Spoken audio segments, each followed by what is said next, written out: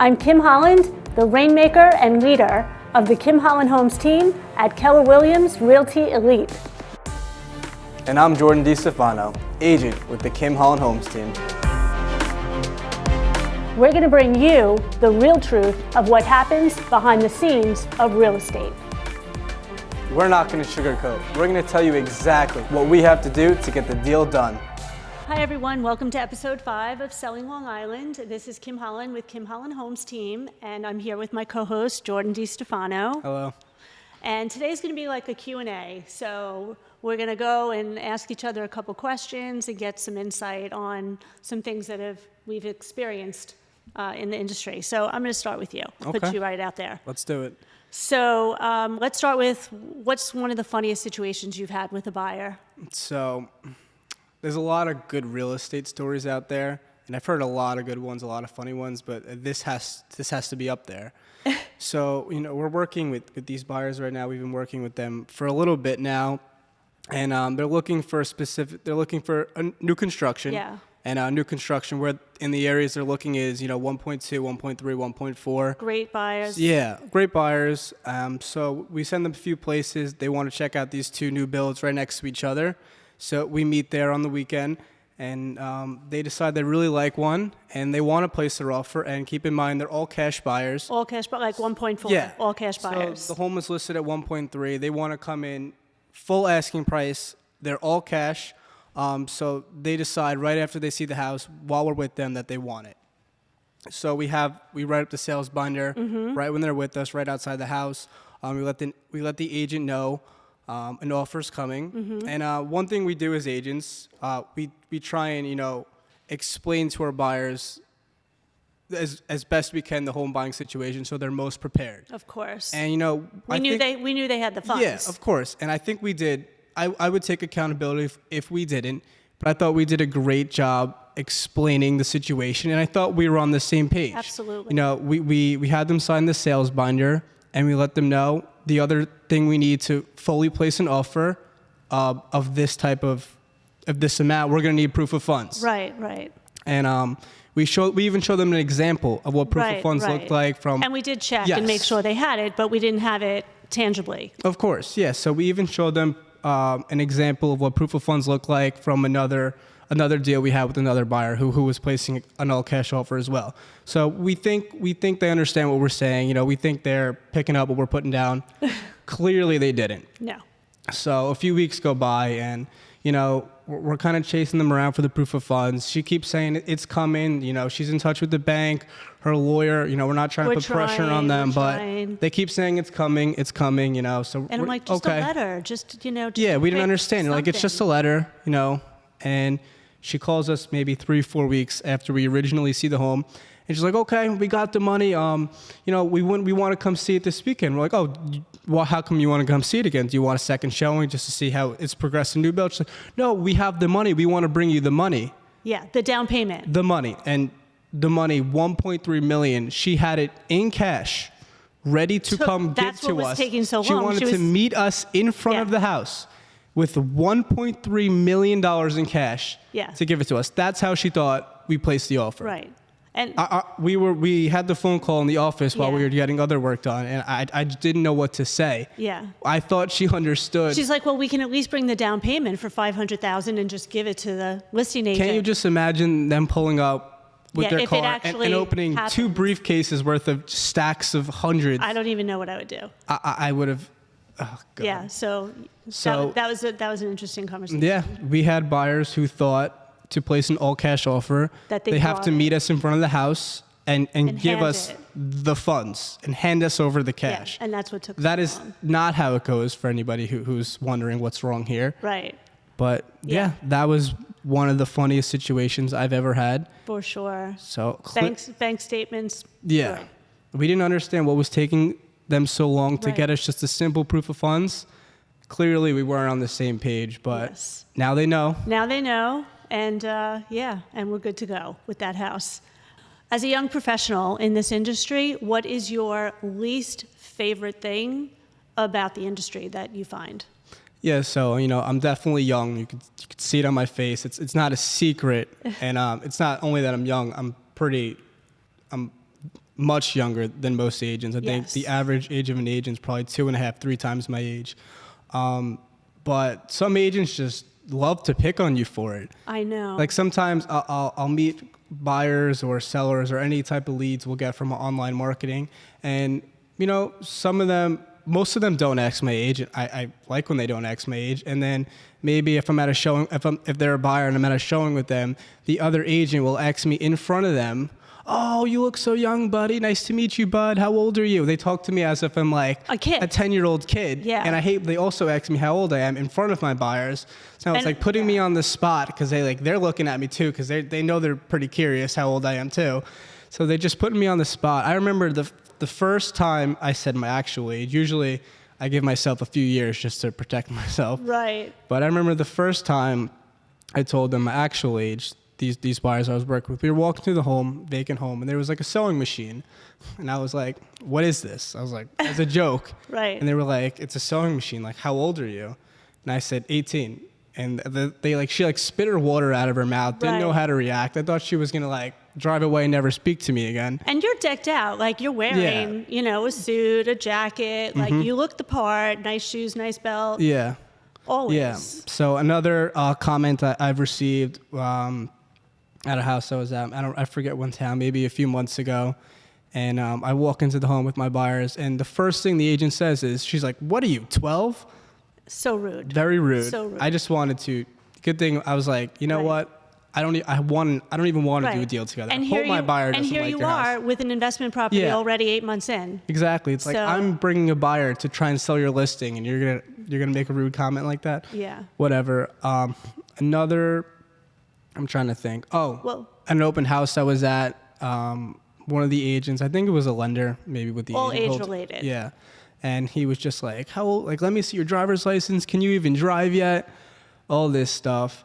So yeah, I don't know that's if it's probably just the jealousy, but that's probably my least favorite thing about being in this industry a little bit younger. Yeah. Agents just pick on you. I mean, Right. I did think it's funny. I don't think it's funny. And you're like a sponge. I mean, you are just soaking up every single thing that everybody is giving out to you, and you're going to far exceed so many people getting into it at Yeah, this age. hopefully. I mean, I'm competitive, so it's like when I hear a comment like that, I was like, in my drives head, you. I'm just like, I can't wait till we compete for a listing one day and I blow you out of the water. Absolutely, because that's going to happen. Yeah, so that's going to be my least favorite thing. All right, and then last one for you is, what do you find the funniest thing about the industry? Yeah, so there's a few things. This industry is definitely a little chaotic. But one of the things in my routine, every morning after the gym and everything, one of the first things I do at work is I check all the new listings in the morning. And I see this more often than I should, even with, lower priced homes and even higher priced homes, even close to the $1 million range and above. You'll see agents who aren't taking professional photos.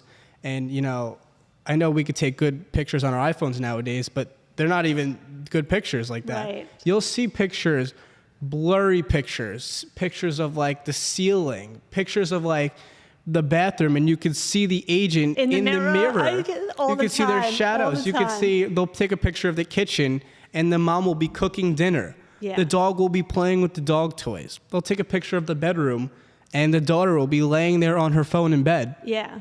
I mean, these agents are so lazy with these pictures. I don't understand why they can't put a few $100s into professional photography. And it's the poor sellers Yeah. that they're hiring these people. Yeah, just put yourself in your shoes. Say you weren't an agent and you were selling a house and you hired an agent and you looked up your house online to see how your agent was marketing and there's it. a picture upside and down. There's an upside down picture. There's a picture of you cooking dinner, blurry photos. You'd be Yeah. like, no wonder it isn't selling. I'm paying you this commission for what? I could have took these pictures. Right. And then that's You know what I probably mean? the same seller that's selling the house themselves. Yeah. And the agent isn't even showing up. Exactly. And it just blows my mind that you could be marketing your listing with blurry photos, upside down pictures. Yeah. And sometimes it's just unnecessary pictures. Like there'll be a picture of a backyard tree. Can't wrap my head around that. One of my best sales that I ever had was because an agent, the property was 150 feet deep. The backyard was like money. And the agent didn't even put a picture of the backyard. And blurry. We go to the house, we look, we're like, why isn't the picture of the backyard on this listing? It was one of the best sales I ever had because no one wanted to see the home. And then we get there, and it was just like, I mean, it was amazing. It was one of the best prices that I've ever gotten for one of my clients. One of the most important things to try and get buyers in the home is the pictures, because that's all they see when they're looking online. Everybody judges right off the pictures. Yeah, and that's why when we work with buyers, we let them know, sometimes try not to judge off the pictures. Definitely. Because, maybe the home is beautiful and the agent was very lazy and took awful photos. Yeah. Or sometimes even when the home is a complete disaster. Oh, yeah, and they'll the be agent's an airbrushed. expert with the airbrush photos and like the 0.5 angle, Right. making the room look like it's humongous and it's this big. I'm sorry. I went into a house once. The pictures were gorgeous. We go into the house, and there was literally like a hole in the ceiling with like peeling paint, but it was airbrushed on the picture. So like, I don't understand the gain of doing stuff like that. Yeah. So, maybe if you're a buyer out there, sometimes try not to judge off the pictures. Get inside. Definitely get inside the home, and don't base it just off the pictures, because good house could have, terrible pictures, and a terrible house could have fantastic airbrush pictures. So you got to get inside. Yeah, definitely. All right. So let's transition over to your few questions. So, what's the funniest thing that's ever happened to you in real estate? Whether it's at a showing, maybe along the whole deal. What's the funniest thing that's ever happened to you? Okay, so this was just actually recently, showing a house with the couple, and sometimes they bring their parents, so parents are with them. And we go up to the door, we knock on the door, and I'm with the couple and their parents, and the seller answers the door. The listing agent wasn't there, and she says, "I hope you don't mind, but my nephew is in the house, and he's not wearing any clothes." And we looked at each other, and we were like, okay. So, thinking about what we're going to do. And then at that moment... No, don't tell me. The nephew comes to the front door, completely naked, jewels hanging out, and we're like, what is happening right now? So she's like, "You could come in," and I'm No, like, we don't "I want to. I am not coming in." And my buyers were like, "We'll go in." I'm like, "You could go in, but I am not going in." And I'm like, let's just talk for a second. So, I brought them in the street, and then the seller ends up telling us that, he's has this thing where he doesn't wear clothes, and it's and it could be a potential long-term issue with us getting the deal to the closing table. To just make a long story short. Did they like the house? We never actually got inside the house. Really? They wanted to go in, and then after we had like a conversation about the parameters, which I'm not going to go into, of why he was naked, but I would have to say that was definitely a first, and probably the funniest thing I've experienced to date. I hope I don't have to go through anything like that. I know you've had some equally crazy stories, but I don't know if naked was one of them. No, and I hope I don't ever have to deal with that. So the next thing. What is the worst thing that's ever happened to you in real estate? Like, what is one of the worst things that's ever happened during some of the deals you've done? Is there anything that just stands out as the worst thing that's ever happened to one of your buyers? I would have to say that probably the worst thing that ever happened to one of my buyers was at a walkthrough on closing day. And it's ironic because this particular buyer actually reached out to me about 2 weeks ago on LinkedIn, after me not speaking with her for about 2 years, to ask me about renting the house. And I thought I was like gone forever. Okay. So we get to the closing. She's buying a one-family house but has 2 kitchens because she's moving in with her mom, her parents. We go in, we see the first floor, we see the kitchen, we walk through, everything seems fine. We go upstairs, empty. The entire kitchen has been gutted. Cabinets are gone, appliances are gone, the plumbing is capped. It's just gone. It's literally what was the reason? Nothing there. Why did they take everything out? She's crying. I'm like, it's going to be fine. Turns out we get to the closing table, and they said that they were supposed to remove the stove for the mortgage company to go back in. You can't have 2 stoves. And instead of removing the stove, they removed the entire kitchen. Wow. Like not just appliances, I'm telling you the entire kitchen. So then we go into the garage to look at the garage, and there is all of the appliances with all the cabinets. On top of the appliances, the washer's broken, the dryer's broken, because they just took the cabinets, threw them on top of the appliances.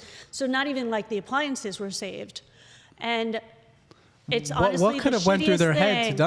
We get to the closing table, and the sellers are like, well, take it or leave it.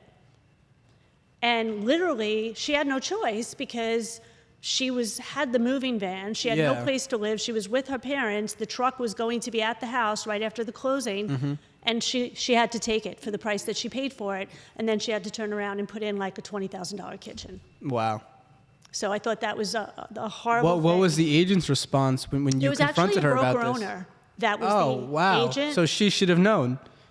He should have definitely known. And it's something that's, you don't forget stuff like that when somebody does something like that to you, because you know that, it was just supposed to be the stove. And of course, the buyer, just traditional real estate, the buyer blames you, right? Yeah, it's my fault. So she didn't talk to me for 2 years. Yeah. And, Google reviews, all that stuff. It's not the other agent on the other side. It's not the seller. Again, we talked about this. When stuff goes wrong, it just always, I don't know why, but it always comes back to being our fault. Yeah. So you got to have thick skin for this industry. So when she reached out to me on LinkedIn the other day to ask me about renting it because she was getting married, I was like, my heart sank because I was like, oh my God, like she doesn't hate me, because it was not my fault. Yeah. So maybe she came to that realization after a little bit. Yeah. So she probably was okay with me the whole time. And maybe I was nervous to reach out to her because of the shit show that it was. Yeah. Well, I feel like when something like that happens, a buyer's just going to look to blame somebody. It's always going to be you. Yeah. But at least it looks like it's blown over. It's definitely blown over. And I'm like, I carry that stuff with me. So I'm just like, okay. Yeah, like that probably made your whole day, made your week. 100%. I'm like, now I know that, because I think about that all the time. Yeah. If something that is, happens to a buyer, that's not good. Yeah, definitely.